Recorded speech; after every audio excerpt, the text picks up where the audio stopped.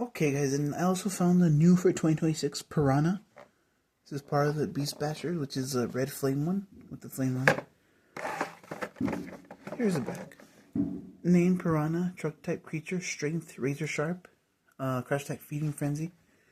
There's a new casting which is Wave Wrecker, Unimog, Piranha, Monster Clux. I want that one. Nissan Skyline. All these are re-releases except for these. These are the only 4 new ones. So these I already own. These at the bottom. I'm not even going to bother with that. Same packaging for next year, of course. Well, this year already, because 2026. Without further ado, let's go ahead and pop it open. See what we're dealing with. I love opening new trucks. It feels good. Okay. Ooh, it looks better with the light. So there it is, guys. A yellow roll cage, orange rims and beadlocks, the flame and the Hot Wheels logo. Pretty nice. The black teeth in the front, rubber. Top of the truck, Hot Wheels on the tires.